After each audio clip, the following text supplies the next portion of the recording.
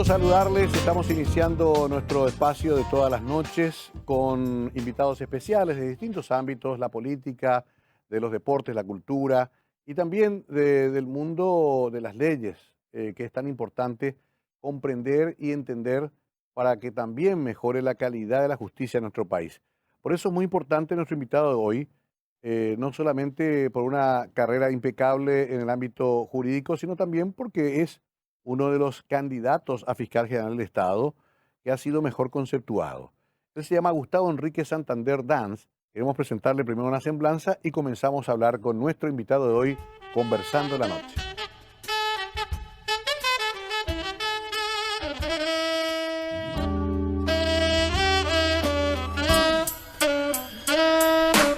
Gustavo Enrique Santander Dans, juez camarista del Tribunal de Apelación Penal, es abogado egresado de la Facultad de Derecho y Ciencias Sociales de la Universidad Nacional de Asunción.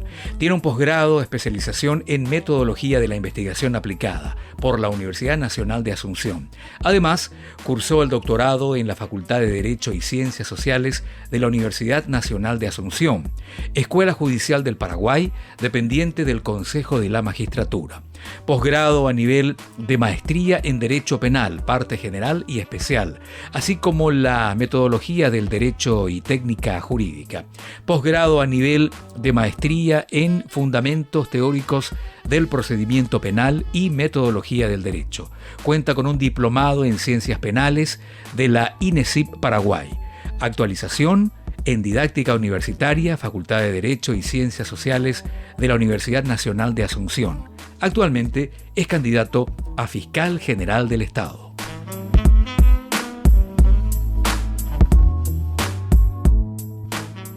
Doctor Santander, gracias por venir, por tomarse el tiempo. ¿Cómo está usted? Bien, bien, Mario. Un gusto estar contigo, un gusto estar en tu programa y también, bueno, la oportunidad para que pueda contar un poco a la gente mi trayectoria y también mi visión sobre el Ministerio Público, ¿verdad? Que es una institución muy importante para el país. Seguro que sí. Últimamente también muy polémica, en discusión, un cargo evidentemente de mucha importancia. Pero antes de entrar en eso, estuve leyendo, hiciste toda una trayectoria, sobre todo en Derecho de la Nacional, donde te formaste y después con una cantidad de posgrados. Si vos eligieras cuál es tu especialidad más importante que desarrollaste, ¿cuál sería, doctor? Bueno, yo, la semblanza también dice eso de... Yo me recibí como abogado en el año 1990 de la Facultad de Derecho de la Universidad Nacional de Asunción. Sí. Fui vicepresidente vicepresidente del Centro de Estudiantes de Derecho UNA. Ajá. En la facultad, antes de salir, hicimos una serie de cambios. Sí. Fue una de las pocas acciones positivas que hizo un centro de estudiantes en el sentido de cambiar la cúpula de la Facultad de Derecho, que fue una experiencia bastante buena. Sí. Ahí se cambió al decano, vicedecano, se cambió el consejo directivo, a unos cuantos profesores. Se venía de la dictadura y se entraba en democracia. Se venía de la dictadura, justo a nosotros nos tocó el cambio. El cambio. El golpe y la transición cuando empezó la transición democrática y bueno, y también se cambió la facultad, toda la cúpula de la facultad. Eso muy poco conocen, que Sí. fue la primera experiencia universitaria en que se tomó una facultad de Derecho. Qué increíble, Se ¿no? La verdad tomó- que se tiene poca memoria. ¿Ya estaban en Trinidad o estaban todavía en el centro? Fue ahí en Yegros y Mariscal Estigarribia. Claro, en la vieja En facultad. la vieja facultad de Derecho. Derecho. Y fue la primera experiencia en que los estudiantes tomaron la facultad de Derecho, creo que fueron 2, 3 noches, días y noches, y bueno, y después renunció el decano y renunciaron los profesores que fueron cuestionados por los estudiantes, ¿verdad? O sea, ya tuviste ahí una práctica política interesante, pero después Sí. te dedicaste más a la academia. Bueno, y después yo ingresé al Poder Judicial como juez de paz en Sí. la ciudad de Areguá Ajá. en el año 1994. Estuve ahí 8 años. Luego ascendí a juez de liquidación y sentencia de la capital. En ese entonces era liquidación y sentencia de la capital Sí. en el año 2002. Antes de la reforma todavía, ¿no? Del 94 fue antes de la reforma. Luego concursé por el mismo cargo de juez de paz Sí. y fui confirmado. Luego accedí a juez de primera instancia de liquidación y sentencia de la capital. Me quedé con los grandes casos de liquidación por el proceso viejo, en el ya. que el juez era el instructor y también dictaba las resoluciones. ¿Cierto? Y ahí fue la gran experiencia de mi vida, en el sentido de que, bueno, creo haber hecho justicia con las víctimas de las quiebras de los bancos, ¿verdad? Ah, me acuerdo, sí. Sí, las grandes caídas de bancos, Sí. los grandes bancos, y nosotros llegamos a condenarle a por lo menos a 40, 42 banqueros en ese entonces. Fue una de las experiencias más importantes que tuve como juez.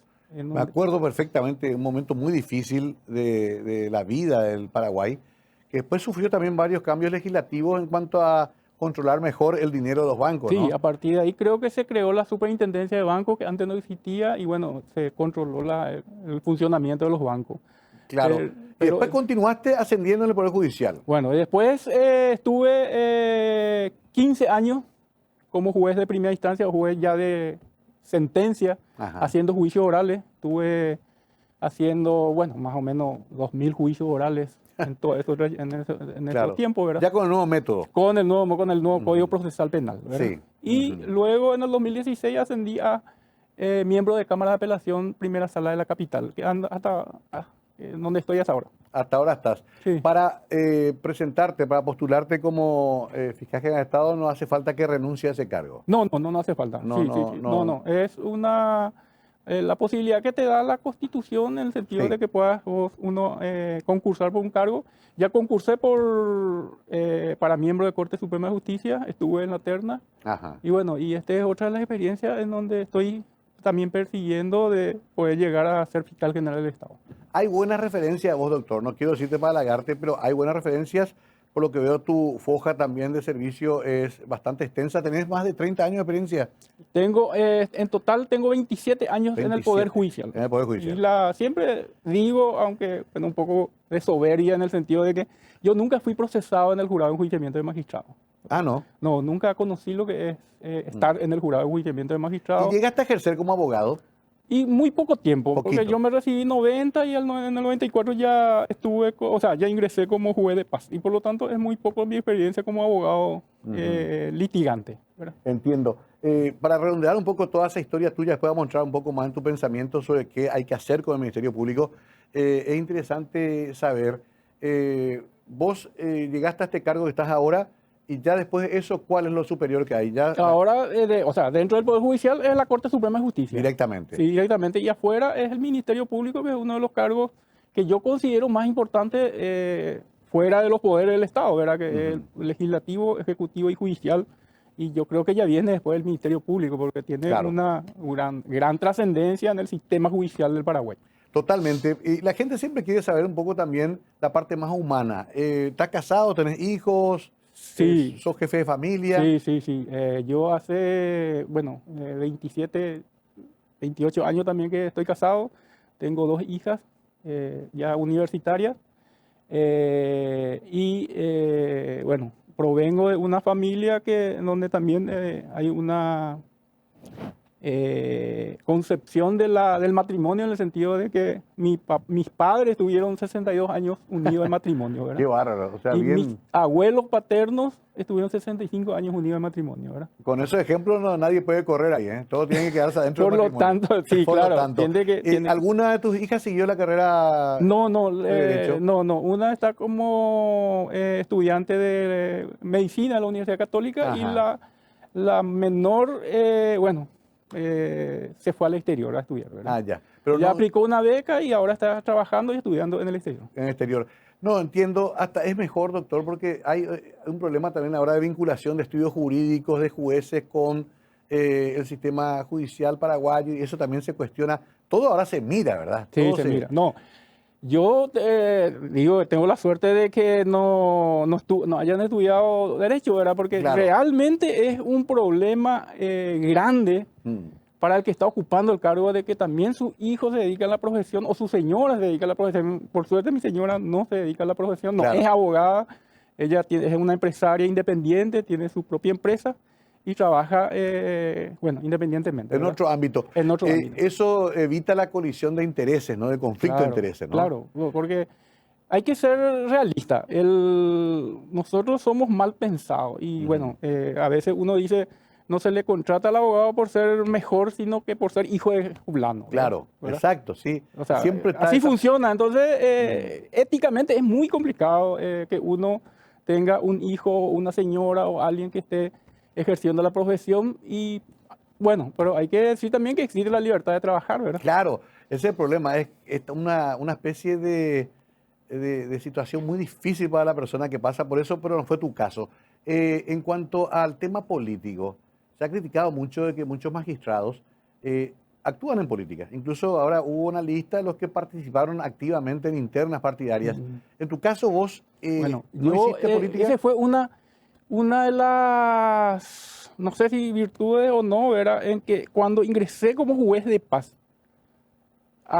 lo primero que hice fue solicitar mi suspensión como afiliado ¿En qué partido estabas? al Partido Colorado. Yo milité en la Juventud del Mopoco en la época de Stroessner Ajá. y bueno, después desistí de seguir el camino político e ingresé al Poder Judicial y consideré que por una cuestión de imagen que uno tiene que despojarse un poco de su afiliación política, ¿verdad? Y Claro. en el sentido de que pedir suspensión por lo menos hasta que esté en el cargo.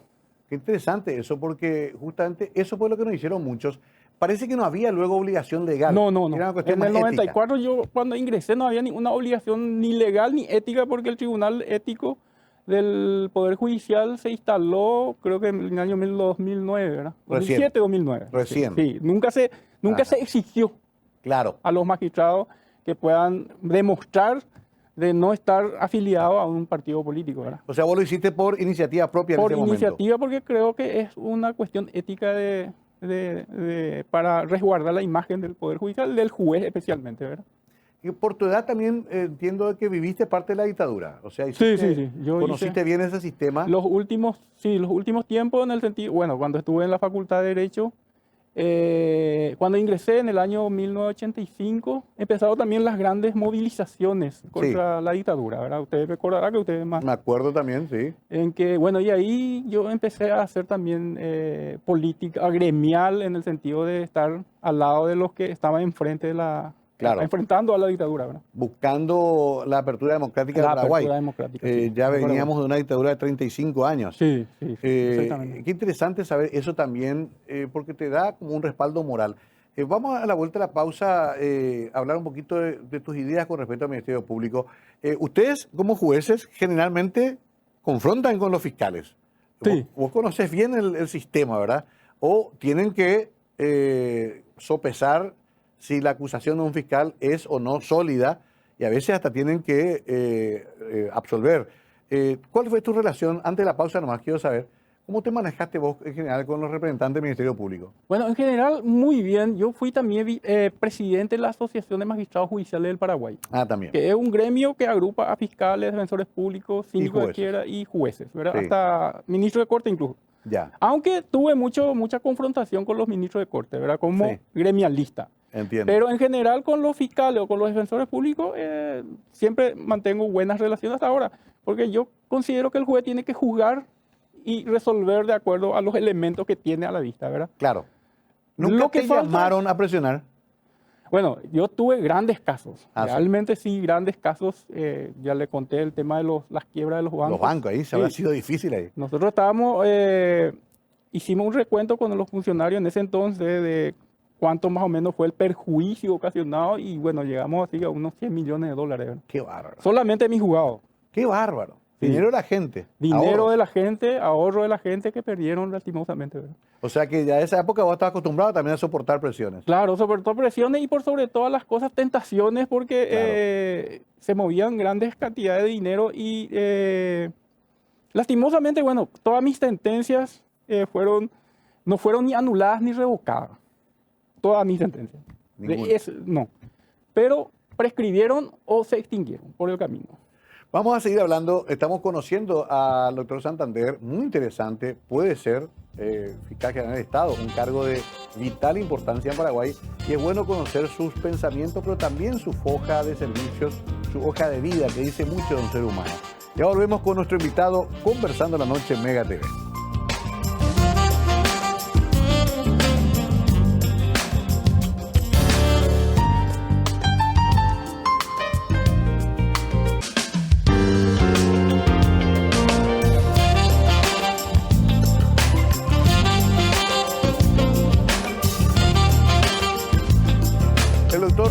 Enrique Santander Dance es nuestro invitado de hoy, candidato a fiscal general del Estado.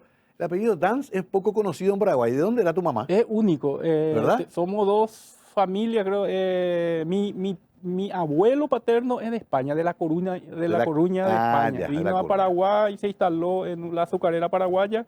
Ahí conoció a mi abuela y bueno, tuvo hijo, luego desapareció. Desapareció Desapareció el gallego. y dejó 3 hijos. Mira, entre eso estaba tu mamá. Entre ellos estaba mi mamá, sí. Mira vos. ¿Y tu papá de dónde es? Mi papá, nosotros somos del pueblo llamado Tebicuarimí. Mira Está vos. entre Guairá y Paraguarí, es un pueblo chiquitito, pero está dentro de la... Bueno, yo hice mi estudio primario y secundario en mi pueblo natal y luego vine a la Facultad de Derecho en la Nacional. Ya. Yo estuve en Tebicuarí, donde está la azucarera. Está la azucarera y Sí. más allá 20 kilómetros está Tebicuarimí. Mucha emigración alemana también hay por ahí. Sí, Gente en Colonia Independencia especialmente. Exactamente. Y Tebicuarí que tiene migración de alemanes. Qué curioso, ¿no? Porque venís de una zona bien tierra adentro. Tierra No te adentro, habrá sí. sido fácil también llegar Sí, hasta Asunción, ¿no? adaptarse a la nueva vida, ¿verdad? De la ciudad. ¿A los Es cuántos otra años cosa. viniste? Y tenía esos 20 años. Y ingresaste a la Facultad de Derecho. Ingresé a la Facultad de Derecho. Sí. Ujú. Y bueno, y ahí hice mi carrera y bueno, hace ya cuántos años más. Claro. ¿Tenés hermanos, doctor? Sí, nosotros somos 10 hermanos. Claro. 10. Campaña, Campaña, porte. Tipo nosotros, 7 hermanos, mi Sí, mamá, sí, 10 sí. hermanos. Así Sí, era sí. antes, ¿verdad? No, antes allá los vecinos de papá y eso tenían 10, 12, 13. No había televisor. No había televisor, ¿verdad? No, qué interesante conocer tus orígenes porque normalmente también convengamos que espacios como la Corte Suprema o la Fiscalía General de Estado se han reservado para gente de Asunción y los círculos de poder económico y también político de Asunción. Vos rompés un poco esa estructura. Sí, realmente a nosotros lo que venimos del interior nos cuesta un poco más, ¿verdad? Claro. Por el tema de conocer a gente, familia, círculos de poder. No es tan fácil para los que venimos del interior realmente Claro. adaptarnos a esa circunstancia, ¿verdad? ¿Solés irte todavía a tu pueblo natal? Sí, siempre. ¿Siempre? Sí, la casa de mis padres están todavía ahí. Ellos ya no viven. Ya no viven, pero mantenemos siempre, nos Claro. vamos siempre las veces que podamos. Y también nos vamos a confraternizar un poco con los compueblanos. Claro. No olvidar la patria chica, ¿no? No olvidar la patria chica y también compartir un poco con los compañeros de colegio, que siempre también tratamos de compartir. Mejoró la administración de justicia en el interior, porque el sector rural siempre fue un poco el más olvidado en Paraguay. Ya época de la dictadura, ¿verdad? Donde cualquier alguacil tenía más poder que un ministro, ¿no? Mejoró un poco el sistema de justicia, llega ahora al ámbito rural. ¿Te parece que esa descentralización ayudó un poco? Sí, yo creo que mejoró en el sentido de la calidad. Usted recordará que antes los jueces de paz no eran necesariamente abogados. No, era un exacto. requisito de ser abogado. Cierto, sí. Entonces, hoy sí se exige que sea abogado, concursan, se Cierto. preparan Ujú. y llegan inclusive también a ocupar cargos de relevancia dentro del Poder Judicial, ¿verdad? Nosotros empezamos un grupo de 70, 80 jueces de paz y bueno, la mayoría son ahora jueces de primera instancia, miembros de Cámara de Apelación. Se Se profesionalizó. hace una escuela. O sea, Entiendo. te sirve mucho, el juzgado de paz te sirve mucho como escuela, ¿verdad? Claro. Porque aprender a contactar con la gente. Claro, a los casos recibir, diarios. a hablar con la gente. Los conflictos de todos los días. dialogar. Yo creo que ese es algo que yo internalicé en mi experiencia como juez de paz en el sentido de recibir a todos los que venían a querer hablar con el juez. Claro, es un ejercicio muy Ese es saludable, un ¿verdad? ejercicio de todos los días. Mm. Porque venía, bueno, 20, 30 personas todos los días quería hablar con el juez, explicar su situación. Porque a veces también no necesariamente viene a denunciar delitos, ¿verdad? Claro, Sino pero quiere entender. Quiere entender y quiere escuchar y quiere dialogar con el juez. Es muy importante. Esa sí. experiencia, no todos la tienen tampoco. Si vos sos solamente acá de Asunción o si no hiciste ese camino, a veces no entendés lo que siente la gente. Hasta hablé una vez con Ramón Silva, mi gran amigo, y me decía que fue un gran logro que se pueda traducir al guaraní, por ejemplo, los También, juicios. sí. Porque a veces el campesino no entiende ni siquiera por qué se le está juzgando, ¿verdad? Sí, sí, sí. Yo creo que eso es un avance muy importante en el sentido de que los jueces tengan que hablar en guaraní y explicarle en guaraní a la gente, ¿verdad? Claro. Que es lo que exige también el Código Procesal Penal, Claro. de explicar la sentencia en guaraní. Deño Cuando que el habla año de deñe. acusado. Entonces, es la guaraní, ¿verdad? Claro. Y muchas veces yo, como era uno de los que más hablaba en guaraní, explicaba la sentencia en guaraní. Claro, Como miembro del Tribunal de Juicio Oral. claro, no me imagino yo, porque es como ir a un país extranjero y no entender qué te están diciendo, Claro, ¿verdad? claro. Ahora, doctor, entrando al tema Ministerio Público, está bajo la atenta mirada de toda la ciudadanía. Evidentemente la Fiscalía General del Estado no es un cargo fácil. Hasta parece sobrepasado de repente en su capacidad también. Hay quejas en cuanto al presupuesto por parte de los fiscales y hay quejas de la ciudadanía en materia de cómo se maneja la institución. En tu visión general, ¿por dónde hay que comenzar ahí? ¿Qué es lo que hay que hacer con nuestro Ministerio Público para que sea más confiable y que realmente represente a la sociedad paraguaya? Sí, sí. Yo en mi audiencia pública mencioné esa parte. Primero, la poca credibilidad que tiene el Ministerio Público ante la sociedad, que Sí. justamente representa a la sociedad ante los órganos jurisdiccionales, pero tiene muy poca credibilidad, ¿verdad? Sí. Todas las encuestas, estudios, inclusive de organismos internacionales, dicen de que el Ministerio Público tiene muy baja credibilidad, ¿verdad? Y segundo, creo que es fácil de reorganizar el Ministerio Público, porque tiene una muy mala distribución de los recursos humanos, ¿verdad? Ajá. La mayoría de los funcionarios y fiscales están en Asunción. Sí. En Asunción solamente tiene 520.000 habitantes más o menos, ¿verdad? Sí. Sin embargo, la mayor cantidad de habitantes está en Central, con ¿Cierto? 2.900.000 habitantes, y Alto Paraná y Canendillú con 1 millón de habitantes, ¿verdad? Claro. Pero en Asunción se concentra 2.471 funcionarios. El resto, 3.300 aproximadamente, están en el interior. O sea, En todo el país no ya. hay en todo el país. O sea, sí que no hay una proporción Entiendo. en la distribución del trabajo, ¿verdad? Eso es lo primero que hay que hacer. Lo entonces. primero hay que hacer administrativamente. Uno es permitir que la Contraloría General de la República ingrese al Ministerio Público a hacer la auditoría de los gastos realizados en cuanto a los recursos financieros y económicos, ¿verdad? Primero. Claro. Segundo es la distribución del recurso humano. O sea, reorganizar un poco lo que tenemos a mano. Y tercero, hacer una reorganización de las unidades que son buques insignias del Ministerio Público. ¿Cuáles, por ejemplo? Como, por ejemplo, narcotráfico, crimen organizado, unidad de delito económico. Claro. Nosotros agotamos o sea, hoy en día el Ministerio Público agota su actividad desde hace 20 años de hacer caer los cargamentos de drogas, procesar y acusar, o sea, procesar y condenar o conseguir la condena de los que transportan, que generalmente son pilotos y Claro. también choferes, Intermediarios. pero no los dueños verdaderos de la carga. Entonces, necesitamos coordinar la acción de crimen organizado, narcotráfico, con la unidad de delito económico para que una vez que termine su investigación, porque la investigación acerca de una carga de droga lleva 6 meses, 1 año, ¿verdad? No se hace de la noche a la mañana, ¿verdad? Claro. Entonces, ahí agarrar unidad de delito económico y seguir la ruta del dinero, para que podamos realmente tenerla a los financistas, si no, eso va a ser interminable. Claro. Porque vos sabés que las organizaciones criminales reemplazan fácilmente a los hombres. O sea, cae un chofer, al día siguiente ya tiene otro chofer, ¿verdad? Son soldados que... O sea, son soldados reemplazables. reemplazables. Fusibles. O sea, Se entiende entonces perfectamente. necesitamos seguir más a fondo para que podamos realmente terminar con esta organización criminal. Ahora, es tan difícil que todo el equipo de fiscales sea sometido a una revisión de sus activos y sobre todo cómo fueron progresando esos activos. ¿Por qué es que no podemos tener una claridad al respecto? ¿Por qué le digo esto, doctor? Porque el periodismo, y tenemos colegas en Ciudad del Este, en Pedro Juan, en Canindeyú, que nos dicen el progreso económico de este representante del Ministerio Público no condice con sus ingresos. Basta que alguien venga y compare qué tenía cuando comenzó y qué tiene después de 10 años. ¿Por qué nadie hace eso? Ese es otro de los déficits que tiene el Ministerio Público en el sentido de no hacer seguimiento al incremento patrimonial de sus agentes fiscales y también del Poder Judicial, no solamente de los Claro, agentes fiscales. exacto. O sea, no vamos a tampoco tirar Cierto, todo el fardo sí. al Ministerio Público, solamente Sí.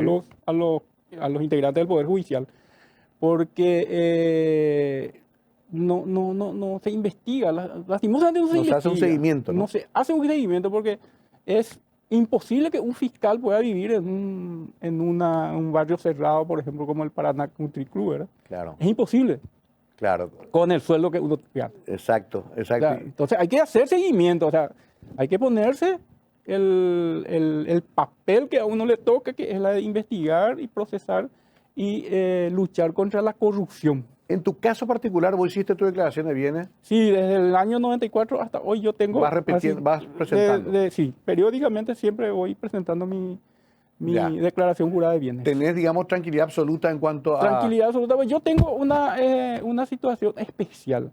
A mí me da mucha tranquilidad porque yo tengo una señora que trabaja. Claro, O sea, ella produce 12, 14 horas por día. Claro, Y ella produce el dinero que compartimos para que podamos realmente Claro. vivir en buenas condiciones económicas, ¿verdad? entiendo. Y eso no todos tienen tampoco también No, la tampoco, suerte, ¿verdad? sí, O sea, cierto. hay que entender, pero a mí me da esa tranquilidad. Entonces, Claro. yo lo que te puedo decir que un juez lo máximo que puede comprar es una casa y un auto. Claro, mucho más. Estancia no puede tener. No puede tener estancia. No. Difícil que Es pueda comprar. imposible, tampoco puede salir de vacaciones cada año. Mm, O sea, con el sueldo que tiene es imposible. No alcanza. Solo Claro. alcanza cuando uno tiene una compañera que trabaje y también produce ingresos. Claro, con ingresos justificados. Justificados, sí. Porque Mm. sí, si trabaja en una empresa legalmente constituida, Sí. entonces, bueno, vos O sea, tenés la tranquilidad. Está bajo la mirada de la Secretaría de Tributación, está Sí, bajo la sí, mirada sí. del Ministerio de Hacienda, ¿no? Qué interesante esto, doctor. ¿Y vos podrías implementar como ministro, representante mejor del Ministerio Público, un sistema de revisión de todos los activos de los fiscales actuales? Yo creo que eso es urgente hacer. Ajá. Tenemos que hacer. Y bueno, hay que ser también realista en el sentido de que muchos no tienen a su nombre Claro, ¿no? los Sí. bienes, pero igual hay que insistir para que se pueda realmente demostrar con claridad Claro, los ingresos que uno tiene y los gastos que uno realiza, ¿verdad? Para que se pueda la ciudadanía estar tranquilo de que realmente estamos luchando contra la corrupción. Porque si nosotros no somos ejemplo, es muy difícil exigir a la ciudadanía que puedan actuar de acuerdo a la ley. me quedo con ese pensamiento del doctor Santander. Enseguida estamos con más de esta charla muy interesante. Puede ser fiscal general de Estado, es un cargo fundamental para el país. Ya volvemos en Conversando en la Noche.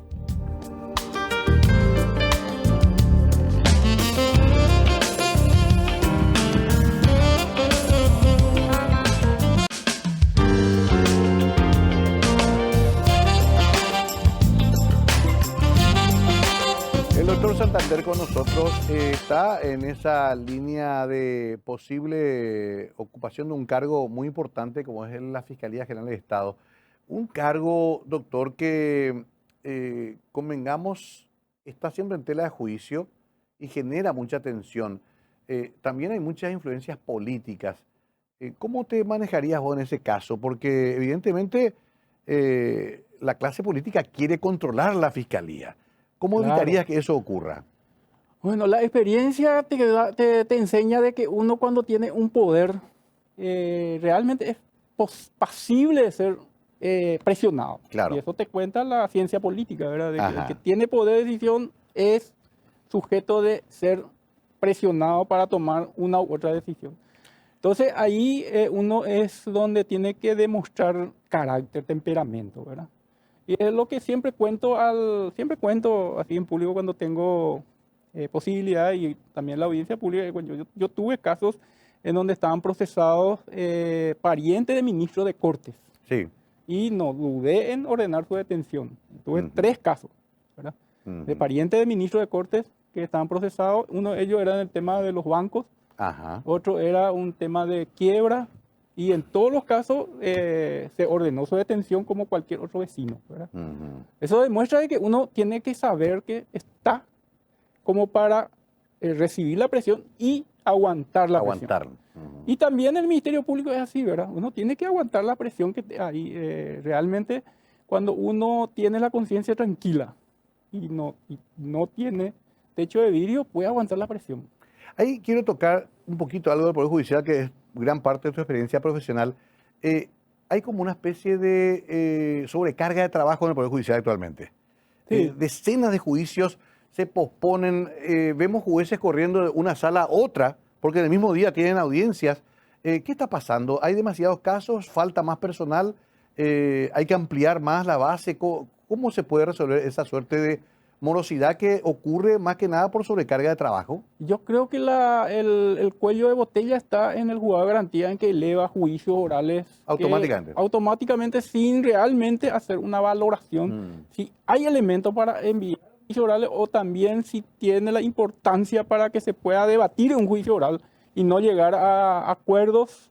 Claro. Y terminar el caso, ¿verdad? Como por ejemplo una abreviada, una suspensión condicional del procedimiento. Claro. Entonces eso facilitaría de que los juicios orales ya lleguen casos así muy emblemáticos y grandes, en donde merece realmente un debate también grande y ante la ciudadanía, ¿verdad? Porque el juicio oral es un proceso oneroso también para la sociedad. Sí, ¿no? muy oneroso. Incluye largos debates, todo un procedimiento de alegato, de testigos. Claro, un gasto son 3 jueces. Claro. Otro de los temas que hay que también reformar alguna vez, ¿verdad? Que ver que si los casos que no pasen de una expectativa de pena de 5 años puede ser solamente un juez. Claro. Y no 3 Y ahí jueces. liberás 2 ya.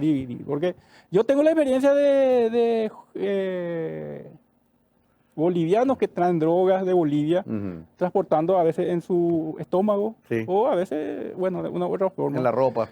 Y la ropa, pero son gente así, soldados, que no merecen que puedan ser condenados más de 5 años, ¿verdad? Entonces, eso, por ejemplo, se puede tranquilamente terminar con un solo juez y que pueda llegar a un abreviado, que es lo que nos permite hoy en el Código Procesal, en el sentido de que la expectativa de pena es mucho más elevada que 5 años, por eso es que no se puede terminar el proceso ahí en los juzgados de garantía. Entiendo. Interesante eso, porque también ampliar cada vez más la cantidad de funcionarios tampoco es solución, ¿no? Eso también genera más gasto al Estado. Y genera también, va en contra de nuestros ingresos económicos, porque, bueno, la torta se agranda y también, entonces se achica también los ingresos en el presupuesto, ¿verdad? Que es nuestra protesta de siempre como gremio, ¿verdad? El reclamo habitual. Tengo conocidos muy prestigiosos en el mundo del derecho que dicen que en realidad deberían cobrar mejor, deberían ser remunerados de mejor manera los jueces y los fiscales en el Paraguay. Que justamente esa especie de asimetría que hay es lo que genera muchas veces la corrupción. No justifica, pero es la tentación, ¿no? A ver, lo digo rápidamente. Personas que cobran, ¿cuánto puede cobrar un juez hoy en Paraguay? Hoy el sueldo de un juez de primera instancia es de 18 millones de guaraníes. 18 millones. 18. Tiene que resolver un caso de 80.000 millones de guaraníes. Sí. Entonces, está la tentación siempre, ¿no? Sí, siempre. Siempre es la tentación que uno puede tener si es que no tiene la convicción suficiente para que pueda resistir a esas tentaciones, ¿verdad? Y lo que le conté cuando yo tuve los casos de los grandes bancos, ¿verdad? Claro, me imagino. Y con respecto a la inamovilidad de los jueces, muchos dicen el sistema americano, el que es juez ya se queda ahí.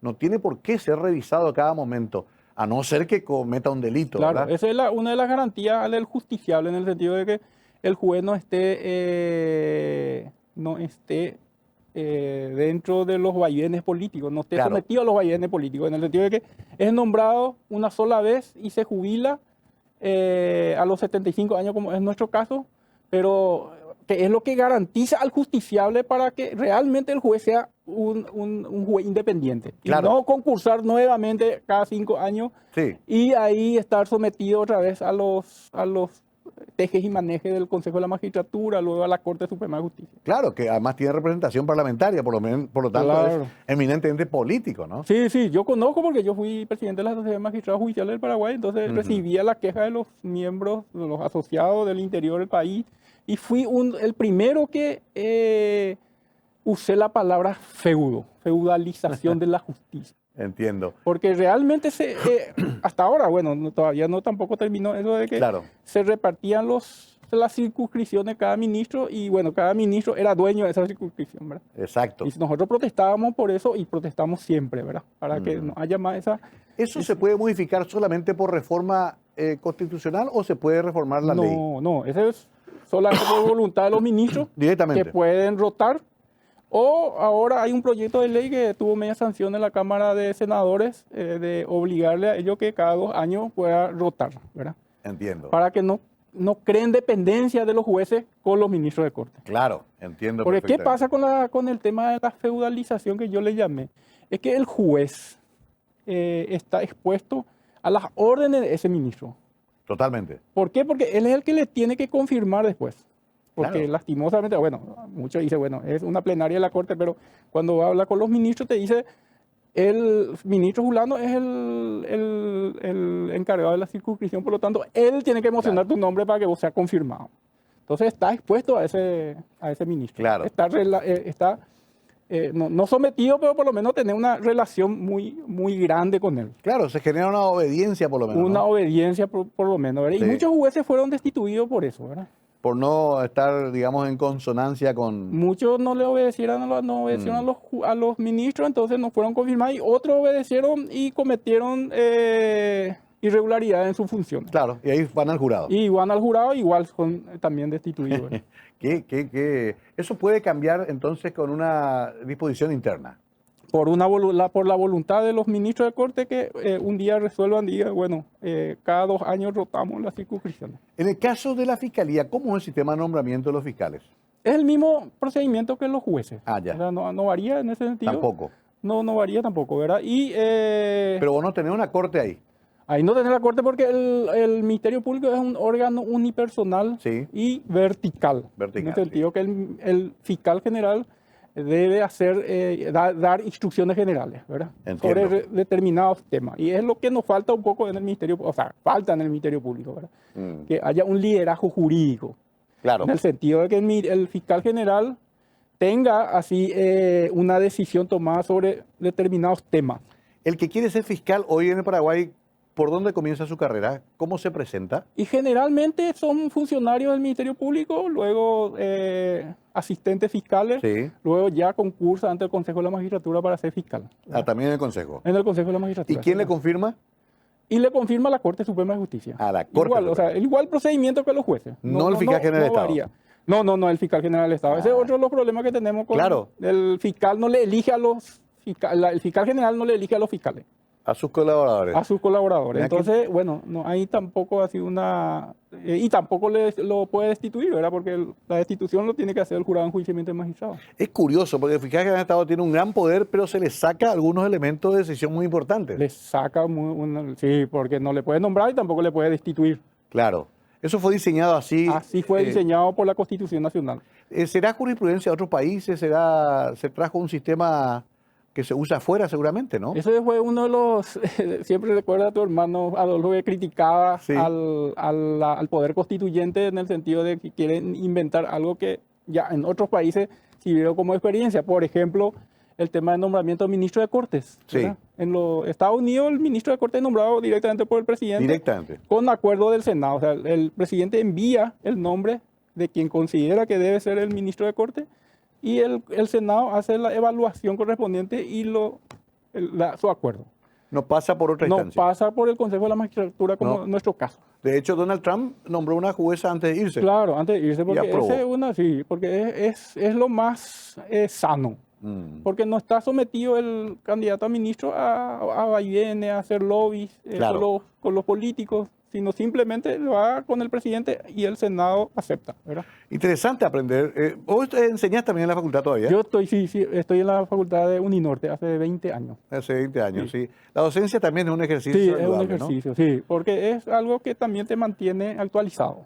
Vamos a hacer una pausa. Estamos conociendo a Gustavo Santander, un hombre que a lo mejor no está en las bambalinas de los juristas así famosos y ricos, pero que tiene muy buen antecedente y que puede ser fiscal general del Estado, nada más y nada menos. Por eso es importante que la ciudadanía lo conozca, porque puede ser representante de la misma en una de las instancias más importantes del sistema de justicia del Paraguay. Ya volvemos.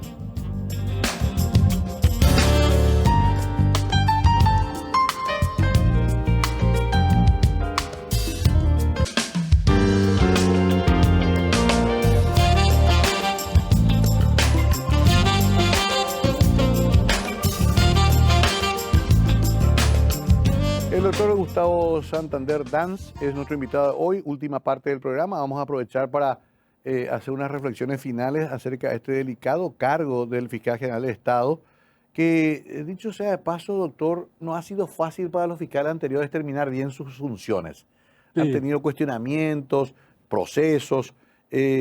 ¿Por qué te parece que De hecho, ocurre no esto? tuvimos nunca un fiscal general reelecto. No. No, hasta ahora no, no. Bueno, Ajá. hasta ahora ya no, porque la actual tampoco se presentó para la Claro, reelección, ¿verdad? Y nunca tuvimos un fiscal general reelecto por la dificultad que realmente tiene manejar, gerenciar el Ministerio Público, porque es una institución que tiene, hoy en día tiene 377 agentes fiscales sí, y tiene 805 unidades fiscales. Es decir, que cada fiscal está ocupando casi 2 o 3 unidades fiscales, ¿verdad? claro. Entonces, es complicado. Aparte de reorganizar un poco la parte administrativa de los recursos humanos, Ujú. también habría que dar ejemplo, o sea, dar líneas de conducta en el sentido de resistir a las presiones políticas, económicas y de grupos fácticos, ¿verdad? Claro, de los Para que, poderes fácticos. porque uno cuando ve que el jefe está sometido a un interés político, a un interés económico, Mm, entonces busca protección en otro ámbito, no busca protección en su institución, claro. ¿verdad? Claro, qué bueno que me decís esto porque es bueno hablar con mucha sinceridad, porque uno de los pensamientos generalizados es que siempre el presidente que se va quiere su fiscal general propio antes de irse. Sí. ¿Vos tenés vinculación con Marito? No, no, yo no lo conozco Ni lo nunca, conoces. ni lo conozco, nunca Ujú, tuve ni contacto ni ujú. con él, ni tampoco con políticos importantes, ¿verdad? ¿Horacio Cartes? Tampoco, no, Tampoco. no lo conozco tampoco. No, no tenés vinculación, No, no, no, vinculación ni con los otros, con los políticos opositores. Sí tampoco. tengo así cuando estuve como en la terna de ministro de Corte, sí hablé con muchos senadores, Claro, realmente, porque tiene que ir uno ahí a porque exponer. pasaba por el Senado, entonces, bueno, a mí me agarró el mal momento de la pandemia, no pude Ajá, hacer también la el defensa. correspondiente lobby y de Ah, hablar con los senadores, claro, y menos con el presidente de la República en ese entonces, ¿verdad? Porque yo, claro. yo considero que si yo soy senador, voy a querer hablar con el candidato, ¿verdad? Para Sí, conocer un poco su experiencia, su claro, totalmente. carácter. Yo creo Sí, que eso es legítimo y hay que hacerlo. es lo mínimo que tiene que Bueno, hacer. y si yo estoy en terna y tengo la oportunidad de hacerlo, bueno, voy a hacer, ¿verdad? O sea, Entiendo. Pero con el presidente actual y el anterior no tuviste vinculación. no, no, nunca tuve vinculación con ningún presidente de la República. Lo otro, estamos bajo la mirada atenta de las potencias. Europa nos mira, Estados Unidos nos mira. Hay hasta una suerte de control sobre nosotros porque tenemos muchos problemas. Narcotráfico, lavado de dinero. Hay delitos transnacionales muy graves que han Sí, sí, sí. cometido compatriotas nuestros y que no han tenido una respuesta fuerte de nuestra fiscalía. Es lo que Eh, yo le mencioné hace rato de que no sí, seguimos la ruta del dinero. Por eso es que claro, Paraguay no tiene resultados en lavado de dinero. claro. Porque nos quedamos, cuando cae un cargamento de contrabando, nos quedamos con los choferes, ¿verdad? Ujú. Y el cargamento. Incautamos y bueno, se destruye y se le da una Sí, salida procesal y termina el caso, ¿verdad? Pero tenemos que saber quién es el dueño de ese cargamento. claro, claro. Y no solamente en casos de drogas, también en otros casos No, como no, el lavado caso de de activos, contrabando, contrabando, sí, sí, de cigarrillos, todo, de droga, todo. Armas, armas, hasta trata de personas tenemos a problemas. trata de personas. Por eso es que se creó esa unidad de crimen organizado que comprende narcotráfico, tráfico de armas, terrorismo, Claro. Ahora trata hay de más personas. instrumentos también, doctor. Vos que tuviste experiencia con los bancos en quiebra. Ahora hay muchos más instrumentos. Claro, mucho más. CEPRELAT, hay una cantidad de organismos internacionales que nos están controlando, GAFILAT. O sea, ahora podemos tener más herramientas para trabajar esos Sí, temas, si hay voluntad, digamos. si hay voluntad, o sea, nosotros tenemos que seguir con la cooperación internacional, porque los delitos transnacionales se cometen o sea, los grandes dueños, los grandes jefes están fuera del país generalmente. Claro, Por lo tanto, necesitamos nosotros la cooperación internacional. Antes no teníamos esa cooperación internacional. ¿no? Mira que una anécdota. Yo Sí, cuando tenía el caso de Banco General, sí, donde estaba procesado Fermín de Alarcón, él estaba en España me y acuerdo. España no permitía la extradición o no permite la extradición de Sí, sus conciudadanos, ¿verdad? Entonces, ¿qué tuvimos que hacer? Hacer una audiencia indagatoria, pero no teníamos los instrumentos. tuvimos que ir a las Naciones Unidas para hacer. Y hicimos, fue la primera experiencia en que se hizo una audiencia telemática. Claro, por Alarcón era español. Él era español. Claro. Sí, y ya Sin embargo, se jugó y se instaló en Málaga. la jurisprudencia fue avanzando Sí, y hasta Pinochet lo trajeron una vez de Inglaterra claro, a Chile. sí. O sea, cada vez el mundo es mucho más abierto en ese sentido. Sí, hoy en día la cooperación internacional, la cooperación judicial es trascendental para que se pueda perseguir estos delitos ¿Vos transnacionales. estarías dispuesto a continuar y acrecentar eso? Claro, lo que tenemos que hacer es eso, recibir cooperación internacional de países como Estados Unidos, Colombia, Brasil, que son los que tienen, son de avanzada en ese sentido de la cooperación internacional. Bueno, doctor, se nos va acabando el tiempo. Me parece muy interesante tu visión. Obviamente esto después va a tener una decisión en el ámbito que corresponde en el Parlamento, pero ¿te sentís preparado para el cargo? Yo me siento preparado, ya le digo, 27 años con muchísimos casos grandes, que luego ya te dejo el resumen de todos Sí. los casos que yo tuve en mi vida. Yo creo que he hecho las cosas bien. Por eso me presenté ante la ciudadanía y me comprometo ante la ciudadanía que pueda realmente mejorar la imagen y la actuación del Ministerio Público para que realmente el Ministerio Público sea velar por los derechos y las garantías de los ciudadanos, que es su función constitucional, ¿verdad? Qué interesante escucharte, doctor. Te agradezco mucho tu tiempo. Se suele decir también que la justicia no funciona para los pobres en Paraguay. Sí. Venís de una zona rural, conocés la realidad de tu país.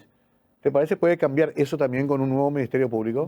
Yo creo que vamos a cambiar porque nosotros tenemos el plan de que también investigar a los grandes abogados de los grandes estudios jurídicos. No de los estudios jurídicos, sino de los abogados que contratan abogados que trancan los procesos y cobran por trancar el proceso. Un ejemplo es que nosotros conocemos que hay abogados que cobran para firmar un escrito para poder inhibir a un juez, Claro. ¿verdad? Entonces, con eso tranca el proceso. Entonces, lo que hay que hacer es pedir a la Subsecretaría de Estado a ver si él reguló honorario, porque tiene la obligación de hacerlo. La ley de honorario dice no se presume la gratuidad del trabajo, por lo tanto tenía que haber facturado eso. Ah, Y generalmente no hacen, ¿verdad? Claro. Entonces vamos a recurrir a ese elemento, a ese instrumento para que realmente podamos sanear y que el proceso pueda seguir normalmente sin que nadie pueda trancar por el camino, ¿verdad? Bueno, interesantísimo. Son muchas ideas. Por supuesto, en una hora no alcanza para desarrollar todo, pero por lo menos teníamos la oportunidad de conocer el pensamiento del doctor Santander y lo que él puede transmitir a sus dirigidos al frente del Ministerio Público. No es poca cosa. Doctor, gracias por su tiempo hoy y también por la exposición que nos dio. Esperaremos los resultados. Si se da, seguramente habrá mucho que hablar más adelante. Claro, siempre la vida te da oportunidad. O sea, no va a ser la única vez que también me presento a un cargo de alto nivel. Y esta es una cuestión política, hay que entender eso, Sí. que es una cuestión política y se deciden los políticos, ¿verdad? De acuerdo a sus intereses. O sea, eso tampoco hay que negar. Claro. Y estar siempre sometido a lo que dice la Constitución y las leyes, que es lo que realmente tenemos que hacer, ¿verdad? Gracias a vos por invitarme y también posibilitar de que yo pueda exponer mi visión sobre la realidad del sistema de justicia en el Paraguay. Doctor Gustavo Santander, 27 años de experiencia en el sistema jurídico paraguayo. Usted a lo mejor no lo conoce porque no es de los famosos, los que están todo el día en titulares, quizá porque justamente hizo bien las cosas. Entonces nos llamó la atención. Vamos a hacer la despedida correspondiente, pero siempre con el compromiso de encontrarnos acá para seguir hablando de nuestra sociedad, de nuestro país, de los cambios que necesitamos al estilo de Mega TV. Tengan ustedes muy buenas noches.